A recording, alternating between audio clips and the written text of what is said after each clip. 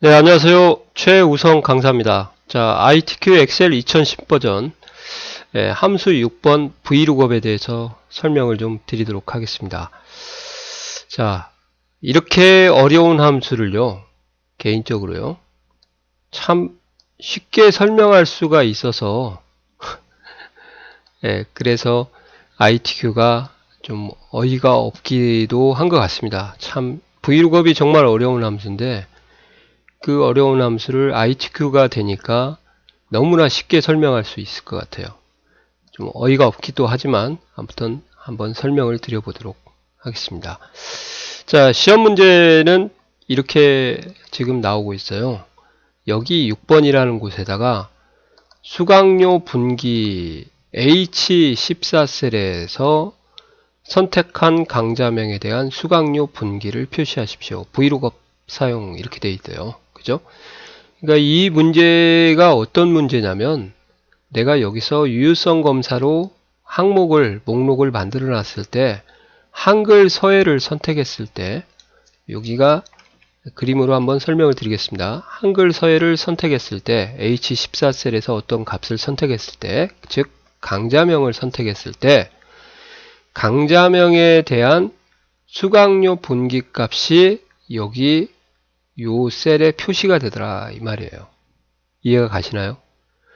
모집 인원을 표시할 수도 있고 수강료 분기도 표시하고 수강요일도 표시할 수 있고 시작 시간, 모집 방법, 수강 장소도 표시할 수 있는데 그 많은 열 중에서 수강료 분기를 여기다 표시해라 그 말입니다. 그래서 여기가 수강료 분기가 나온 거고 여기가 강좌명이 나온 거죠. 그죠? 그래서 Vlookup을 이제 어떻게 써야 되냐 이렇게 쓰시면 되죠. 이제 좀 알려드리도록 하겠습니다. Vlookup 쓰라고 했으니까 써야겠죠. 진짜 굉장히 쉽게 한번 가르쳐 보도록 하겠습니다. 처음에 lookup value라고 하는 인수가 4개가 오는데 첫 번째 인수는 찾아라예요. 찾아라. 찾을 값입니다. 누구를 찾냐? 얘를 찾아라 이 말이에요. 강좌명에서 선택한 여기 한글 서예를 찾아라 그 말이에요. 그러니까 H14셀에 있는 이 강좌명에 해당하는 선택한 값을 찾아라. 이게 1번 인수예요. 그래서 무조건이에요. 그냥 말이 없어도 여기서 왼쪽에 있는 H14셀을 찍어주시면 돼요. 이게 ITQ입니다. 아시겠어요? 그 다음에 찾아라. 그러면 찾을 범위를 표시를 해줘야 될 거 아니에요. 두 번째 인수가 이제 참조 테이블 범위라고 얘기를 하는데 찾고 표시할 범위입니다. 그래서 얘를 찾고 누구를 표시해 줄지를 문제를 보고 파악을 하셔야겠죠. 그래서 찾을 때 이렇게 범위를 이렇게 잡아주시면은 못 찾아요. 왜 그런가 알려드리겠습니다. 수강번호부터 번호를 잡으면 찾을 값 1번 인수가 무조건 첫열에서만 찾고 둘째 열부터는 안 찾아줘요. 그러니까 내가 여기에 한글 서예가 없기 때문에 무조건 에러가 나오는 거죠. 그래서 꼭 Vlookup의 운명을 좀 알아 놓으셔야 돼요. Vlookup의 운명은 항상 이 두 번째 인수의 첫 번째 열에서만 찾는다. 이게 Vlookup의 운명이에요. 그러니까 1번 인수를 찾을 범위 플러스 표시 범위인데 첫열에서 범위를 찾는다. 1번 인수를. 그래서 말이 없어도 이 강좌명부터 시작을 해서 범위를 잡아주셔야 돼요. 아시겠어요? 만약에 구분으로 찾겠다 그러면 당연히 구분부터 제목을 빼고 이렇게 잡아주셔야겠죠. 그래서 첫열에서 찾고 누구를 표시해 줍니까? 수강료 분기를 표시해 주는데 여기서부터 범위를 잡았으니까 얘가 1열, 2열, 3열, 4열이죠. 그래서 세 번째 인수가 컴마하고 표시할 열번호를 여기다가 써주시는 거죠. 4열. 여기서도 주의할 게 있습니다. 쌤, 여기부터 아닌가요? 아니에요. 이 표시할 열번호는 두 번째 인수에서 구해지는 거고, 그러니까 이 세 개의 인수가 따로따로 노는 게 아니라 서로 연동을 하기 때문에 주의를 좀 하셔야 됩니다. 아시겠어요? 그리고 마지막은 뭐예요? 볼 것도 없어요. 폴스 쓰시면 됩니다. 직접 쓰셔도 되고 선택을 하고 탭키를 누르셔도 이렇게 하면 답이 나오겠죠. 그죠? 자, B5부터 찍으면은 안 된다는 걸 제가 보여드렸으니까, 그죠? 이렇게 하면 답이 안 나오게 됩니다. 그래서 여기부터 잡아야 된다. 파란색. 이렇게 하면 이제 답이 나오죠. 예, 이 이유를 좀 아시고 브이룩업의 운명은 첫날에서 찾아야 되는구나. 그것을 꼭 찾아라. 찾고 표시할 범위. 그리고 여기까지만 잡아도 되겠지만 그냥 다 잡으세요. 누굴 표시할지 모르니까. 예, 그 다음에 세 번째는 표시할 열번호를 예, 이렇게 찾을 범위에서 설정을 해주시고 마지막에는 false를 쓰시면 되겠습니다. 그래서 첫열에서 1번 인수를 찾아 오른쪽에 있는 열을 표시하는 함수가 용도고요.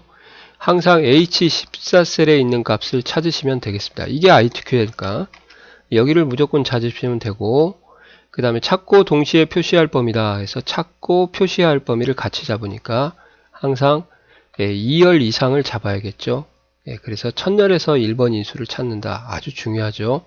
그 다음에 표시할 열번호는 첫열 오른쪽에 있는 열번호를 지정을 해주시면 되겠습니다. 얘도 여기하고 연동을 하니까 주의하시고요. false를 쓰게 되면 정확하게 일치하는 것만 찾는다. 그렇게 이해하시면 되죠. 그럼 문제를 한번 더 풀어드리도록 하겠습니다.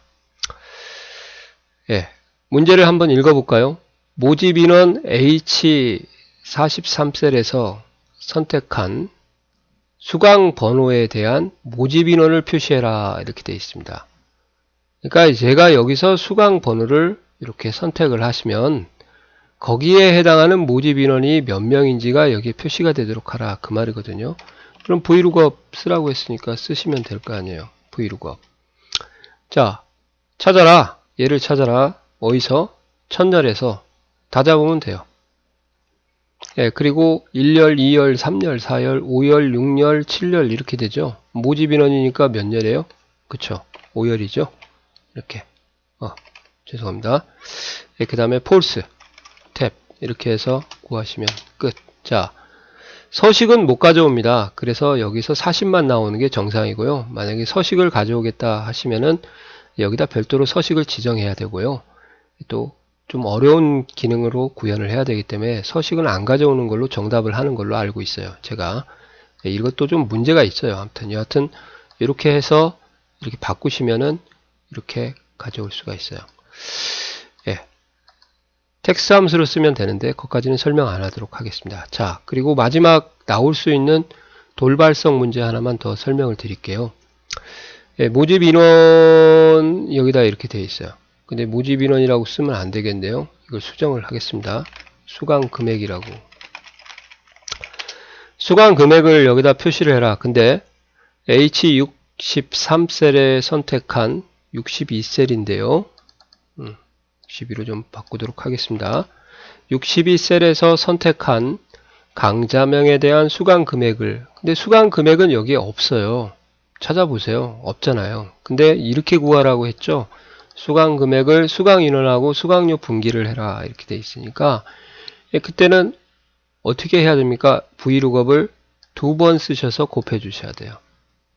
브이룩업 곱하기 브이룩업. 이런 문제가 과거에 나왔었는데 최근에는 안 나오는 것 같습니다. 그래서 왜 3열에요? 수강 인원이 하나, 둘, 셋 모집 인원이라고 생각하시면 되고, 수강료 분기는 4열이니까 3열과 4열을 이렇게 곱하시면 되겠습니다. 이것을 모집 인원으로 바꿀까요? 이렇게 해서 작업을 해주시면 되겠습니다. 한번 보여드릴게요. 이런 게 나올 수도 있습니다. 재수가 드럽게 없으면. 찾아라.